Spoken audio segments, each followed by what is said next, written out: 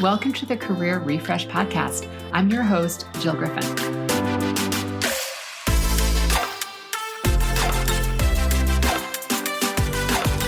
I'm a former media and marketing executive turned career strategist and executive coach. I spent my career working my way up and through the ranks of global organizations and startups, and today I show others how to do the same. Join me each week as we discuss the strategies and actionable steps to leverage your strengths, increase your confidence, and develop your career well-being. Ready? Let's do it.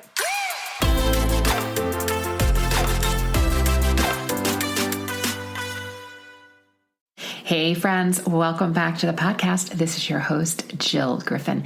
So hey, this week, listen, I am going to share with you an interview where I was actually the person interviewed around career transitions and how you think about those pivots in your life from both through your early years and how everything sort of threads together, and how when we stretch the limits of what we think is possible, how we can really rethink our career, we can rethink failure, we can rethink our overall career track and really create something that works for us. So Tammy Gooler Loeb is the author of Work from the Inside Out, Break Through the 9 Common Obstacles and Design a Career That Fulfills You. You can get her book wherever books are sold. She's a career and executive coach, and she helps people with career transitions and leadership development. Her expertise has definitely appeared in many magazines like Forbes, Fast Company, the Boston Globe, Harvard Business Review, and she holds a BA in psychology from Hampshire College at Amherst, Massachusetts, and an MBA from Boston University in Boston.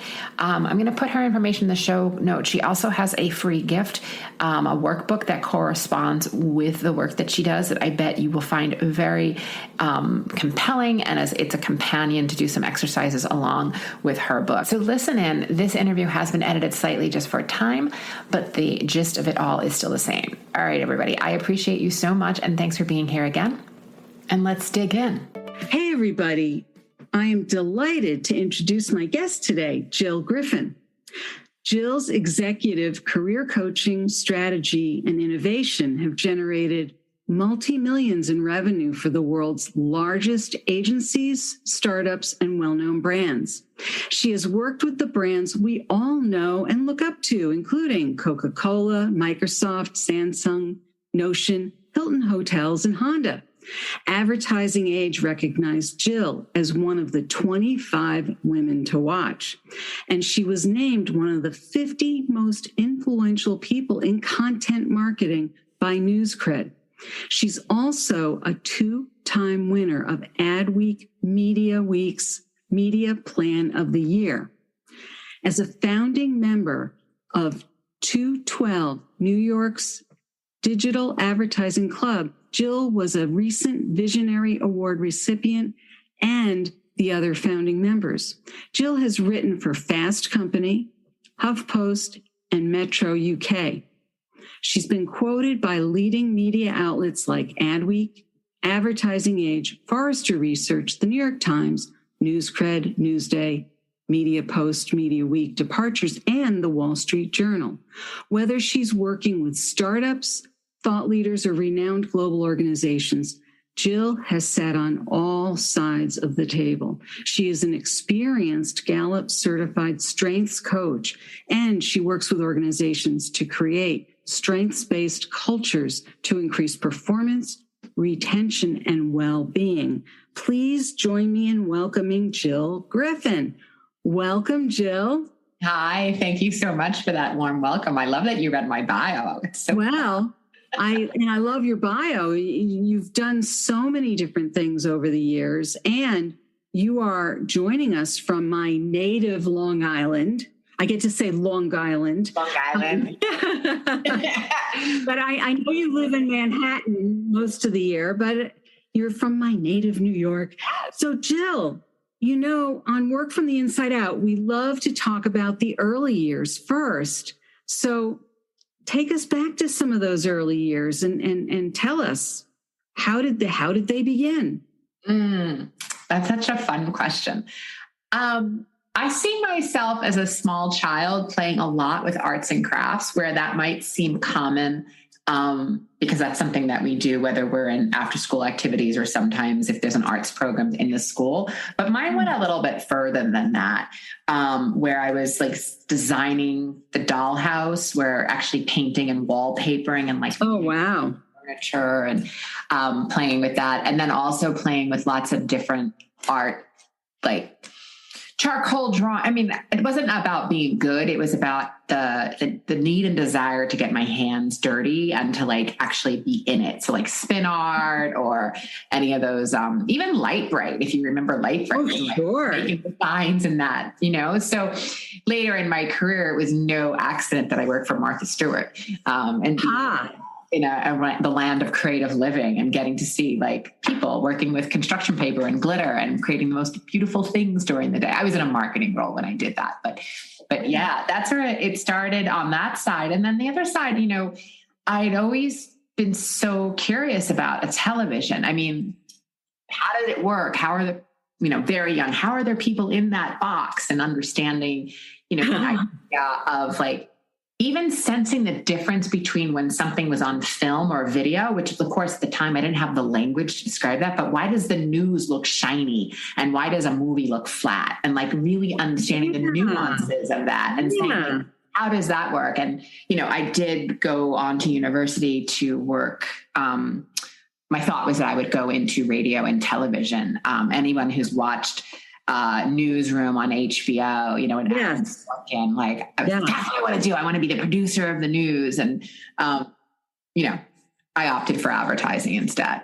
Actually, I opted for the music industry first, which working for Atlantic Records. And then that brought me into advertising and marketing from there. Oh, really? Interesting.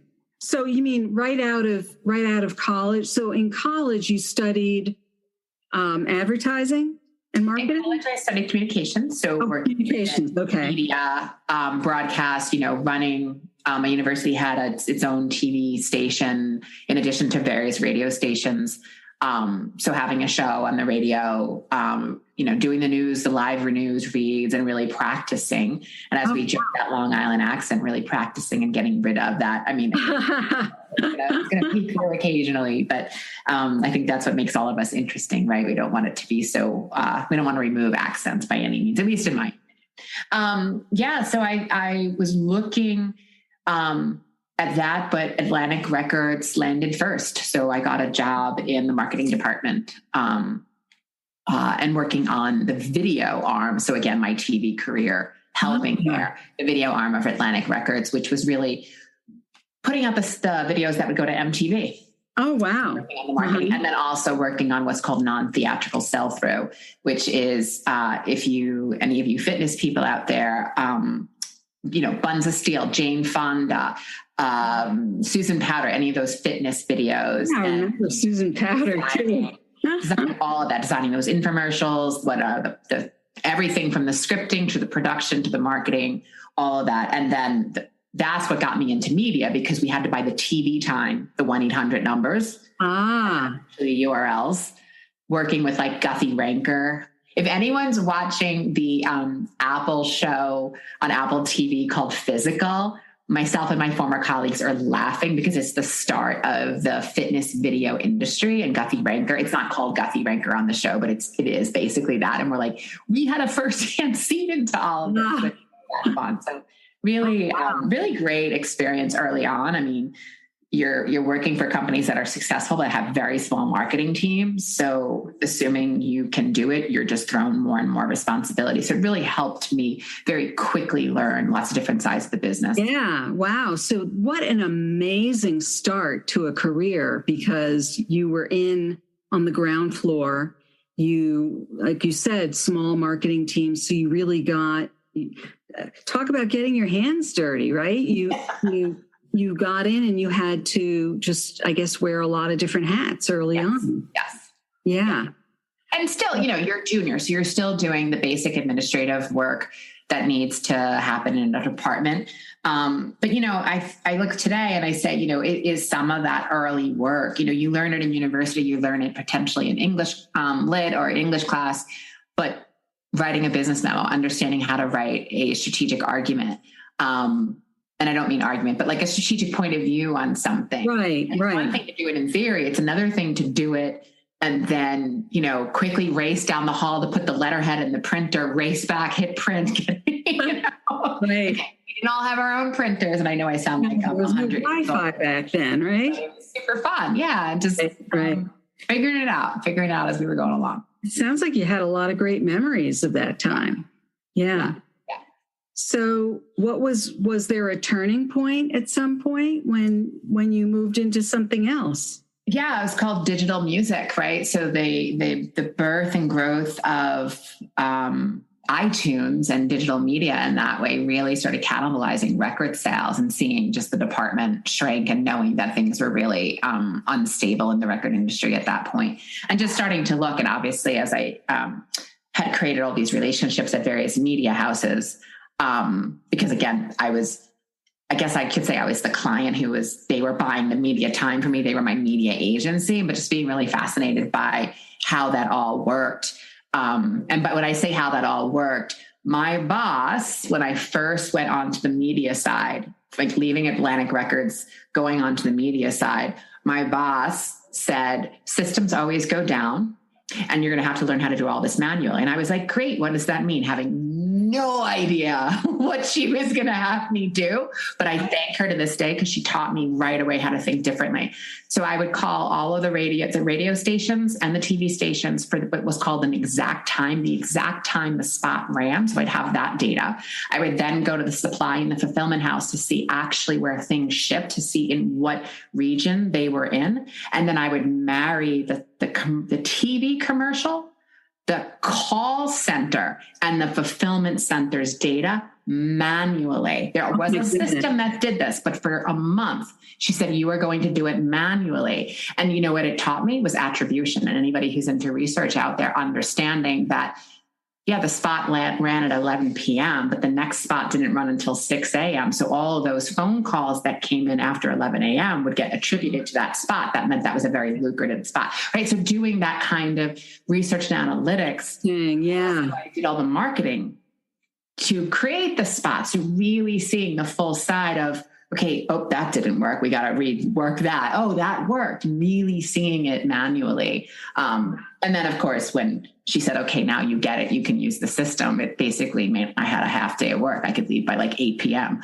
because it was easier to get the work done. Than when it makes me think about, like learning how to do math without a calculator. 100%. Exactly what it was. Exactly. Yeah. And again, you understand why, but sometimes I think it was the start of, if I was to say the theme or the red thread in my career, I always say I live between the real and the possible, and the understanding of that red thread of like taking the data and then looking at patterns and inputs and it makes me think of the movie Beautiful Mind. You can see references because of living in media of like, how do things connect together? And when you connect them together, what does it create in the next product that you're creating? Yeah. Wow. Now, at the time, did you appreciate all that the way you're appreciating it now? Well, I can't say I appreciate it when I was at work till like 10 or 11 o'clock at night and, having to take the subway home and just being like, what is happening? I appreciated that. I mean, I really liked the people I worked with, and I knew that they weren't like just giving me busy work. I trusted the process, but I wasn't thrilled for it. And then it really wasn't until I graduated beyond that job where I mean, her name was Joan, and I've thanked her many of times. She's an amazing woman, Jonah Lev.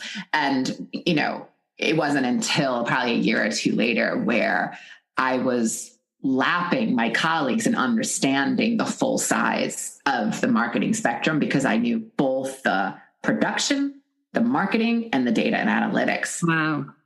yeah, it definitely benefited me enormously. And you said that role was that you had left Atlantic Records at that point. You were in a different company at that point? Yeah, at that point, it doesn't exist anymore, but the remaining assets were acquired by IPG, the Interpublic Group of holding, it's a major holding company of advertising agencies, I see. Et cetera. So that's where they were the agency that was buying our time. We were at Time Warner, which was Atlantic Records at the time was owned by Time Warner. And we just went to the media shop that was buying our time.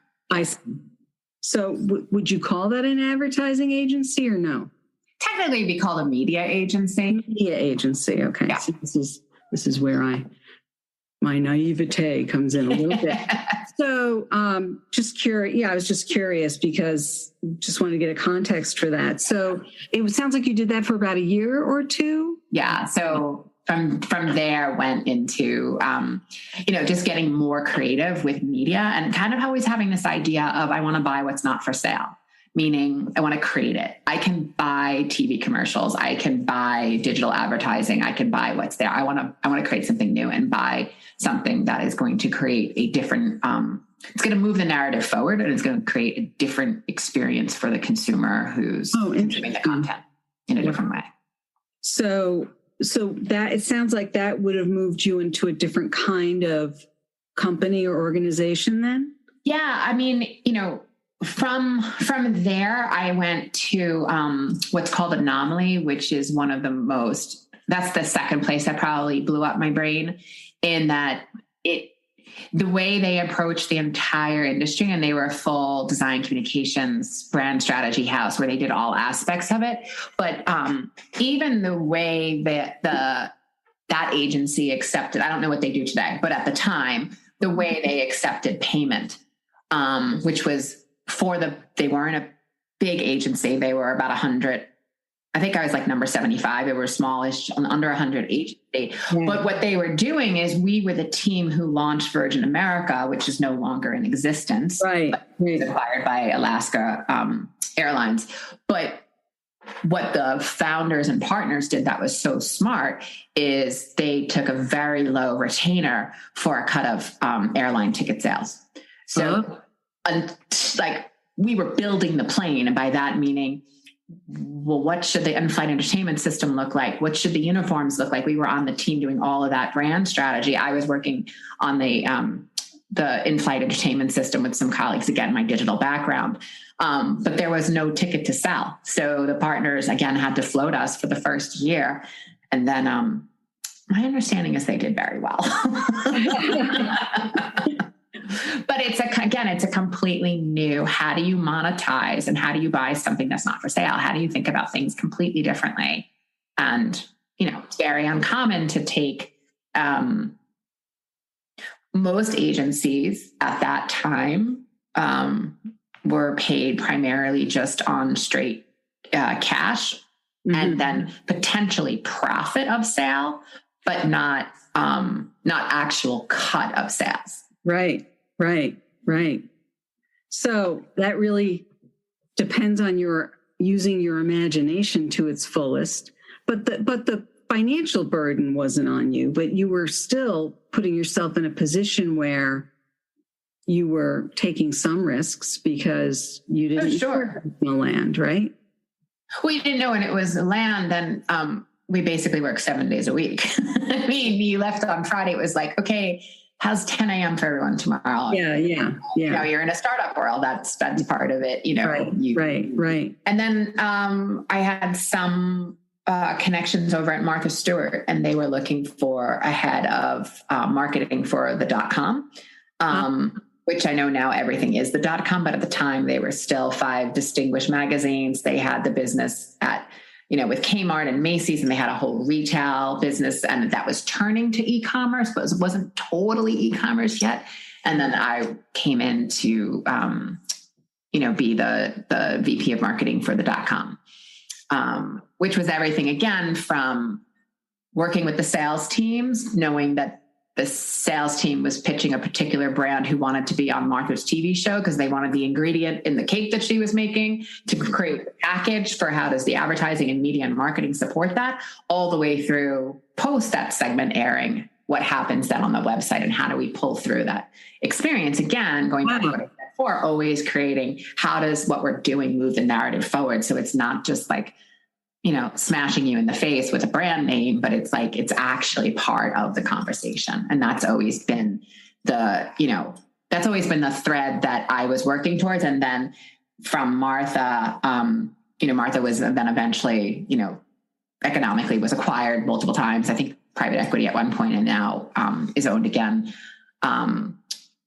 the same people who own Meredith. And where from there was really working in taking that strategy and innovation and content and how do you create new stories. So whether it was working with bringing new brands to market, whether it was working with with Coca-Cola, for instance, I was the person who co-authored the 70-20-10 strategy and innovation framework that they use for all their media that you hear all the time now, people talking about the 70-20-10 approach to innovation and strategy. And that was me with another colleague who did that. Tell us about it. I haven't heard of it. So it's just the concept that everybody wants to be thinking about innovation, but everybody also wants to make sure that we're doing what's tried and true and making sure that we're still selling whatever product or widget we have in the market. So the approach was, how do you take a bulk of your dollars, in this case, 70% of your dollars, and put against what is tried and true and working? How do you then take 20% of your dollars and innovate against the 70%? Okay. So that might be, how do you work with a partner differently? How do you try something new in partnership with somebody that you're already doing, but you're innovating against it? And then lastly, the 10% becomes a portion of the budget where we're going to try something completely out there we've never done before. But what happens is next year, the 10 becomes the 20 becomes the 70, right? And you're constantly then I see. Okay. In which you're constantly trying new things, and sometimes you fail and sometimes you hit it really big. Right. And even when you fail, you've learned something. To me, failure is like, what is failure, right? It's just one less way it's going to work. You're like, okay, how do I try it in a different way? Right. What do we try differently? What did we learn? What worked? What didn't work? What we do differently? Like, failure to me is so non-drama. It's like, so then I stayed in that role again, each time pivoting, positioning myself. I think one of the challenges that so many people think about is like the inherent nature of a resume and a career is about looking backwards, right? And it's the flaw in the resume or CV or whatever you want to call it. And the idea is you need to show that what you've done is scalable, transferable, and repeatable. And how are you taking what I've done previously? I did it previously, but here's what it means to you. Yeah. So when you're thinking about pivoting or making those changes, you have to remember that the person, as kind and lovely as they might be, who's interviewing you, has a big, so why should I care bubble over their head. Right.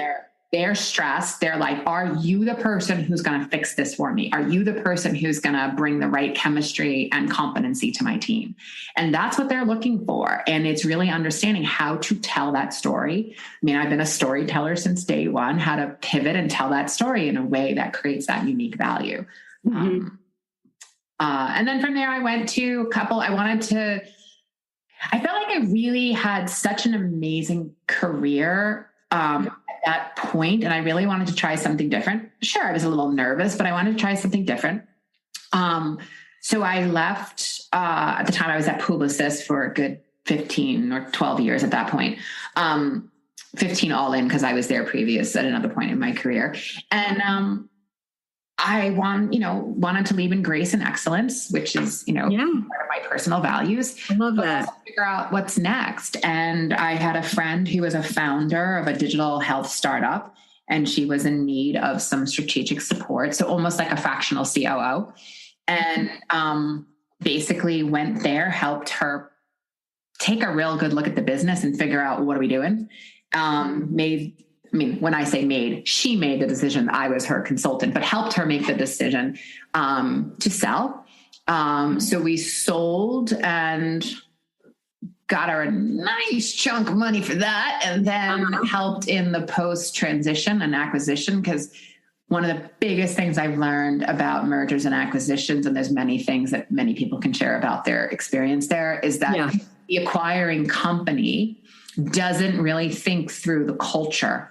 And just because we're acquiring, then all the lawyers and the deal makers and all the people go away.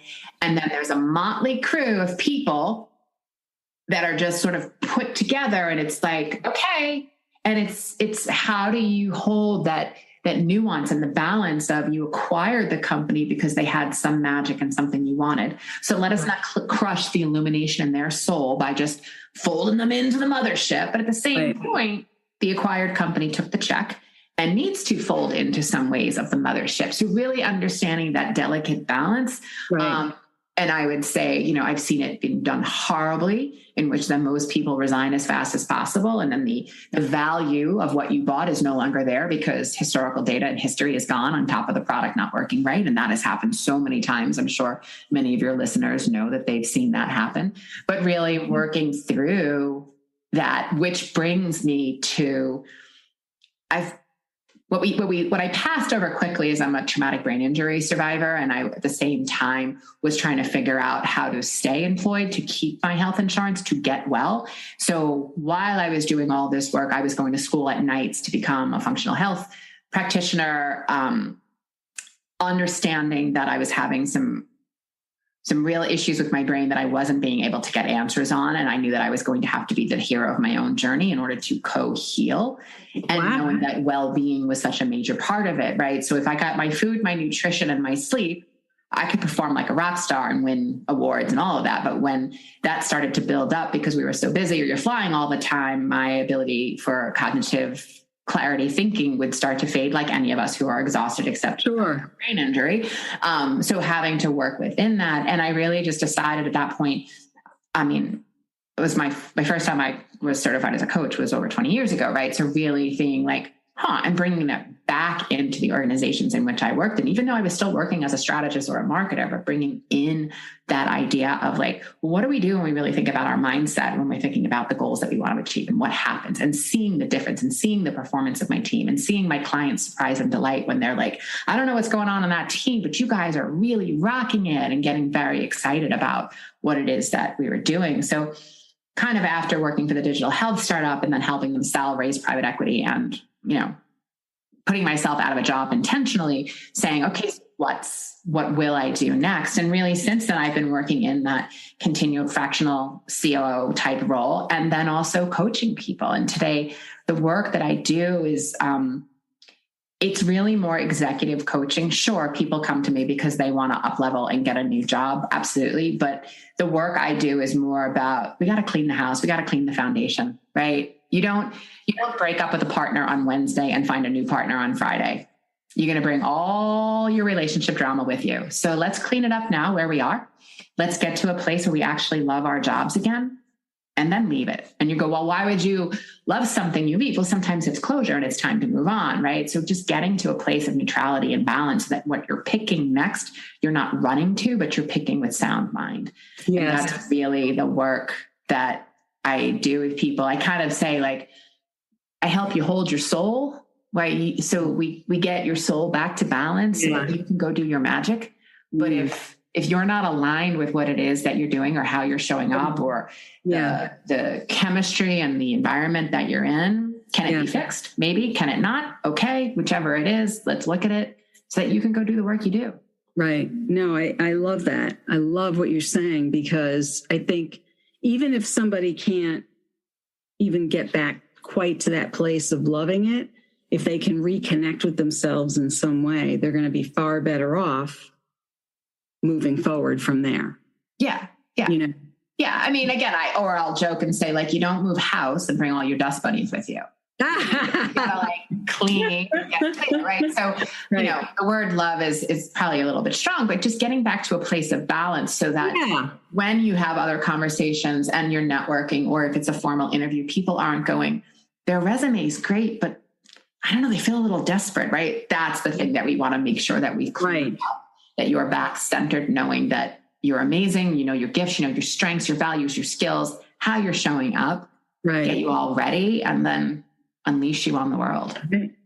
Well, You also said that you were certified as a coach about 20 years ago.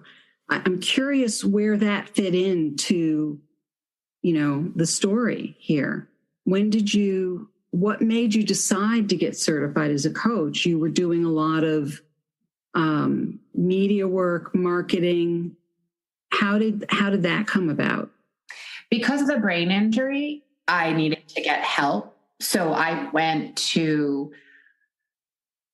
didn't want to become a nutritionist because that's actually in most states something you have to sit for and actually like pass boards. So I was like, I'm not doing this to become a nutritionist. I'm doing this to get well while I'm continuing with what my career is in strategy. So learning about functional nutrition, going to the Institute for Integrative Nutrition back when it was live in person, and all of that as I was learning about the impact of, anatomy, physiology, and food on the brain. Yes. So much of that was learning about coaching, and many of those things were coaching certification. So yes, I mean, if there's a certification out there, I probably have it. It's a little, but again, it was all in service to my brain. It was all in service. How do I get well? And again, I can't fix what I broke, but, so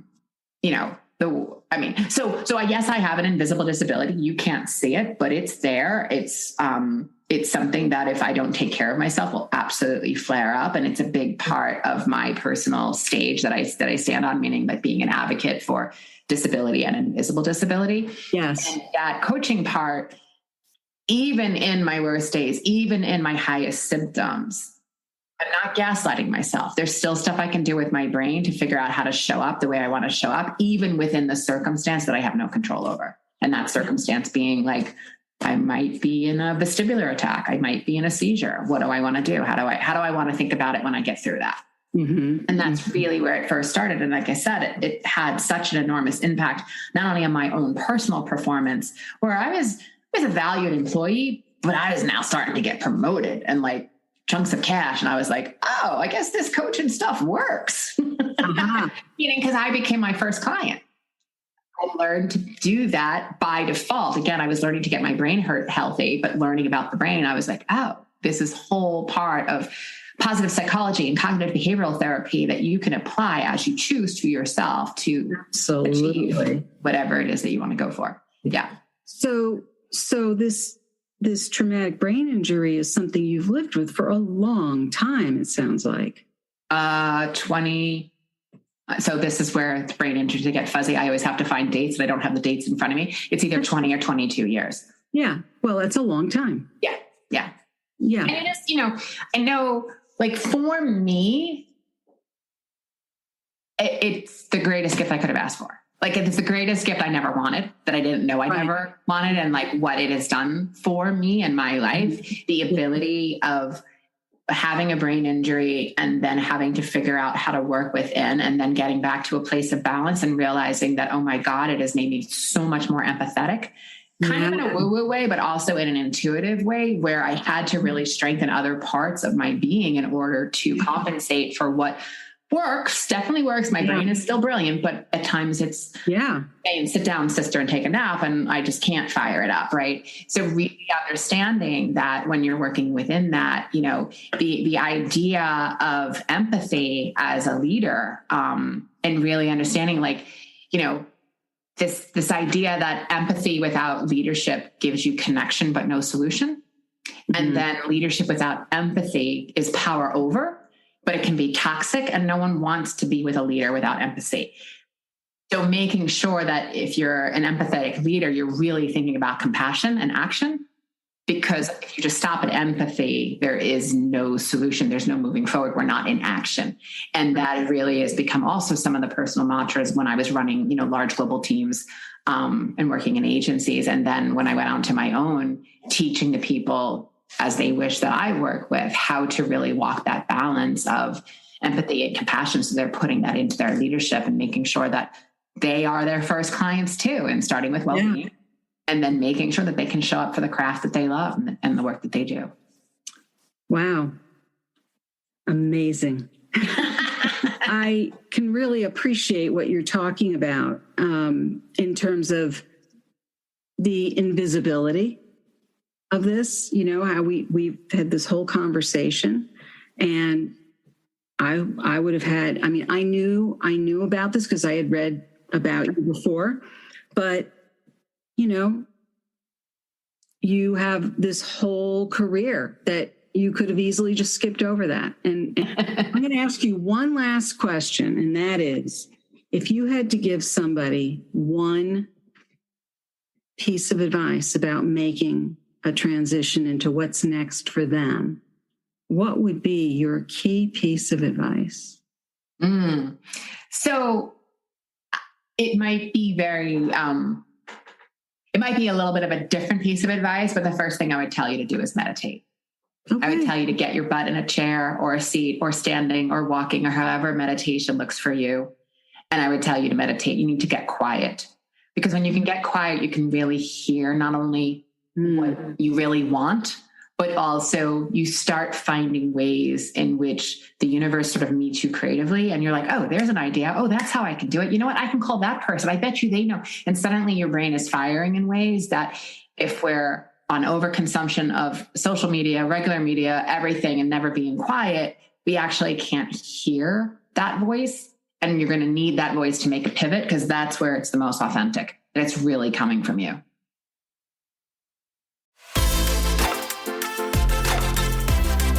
Hey, thanks for listening to the Career Refresh podcast. If you're enjoying this and you want more information, go to my website, jillgriffincoaching.com. There you can find information on how to work with me one-on-one, or my group programs, or even bring me into your workplace. I'll put the link to my website in the show notes. But hey, listen, before you go, do me a favor, rate and review this podcast, because it definitely helps me get the word out to people everywhere so that they can also thrive in the workplace. All right, friends, I appreciate you. I'll see you soon.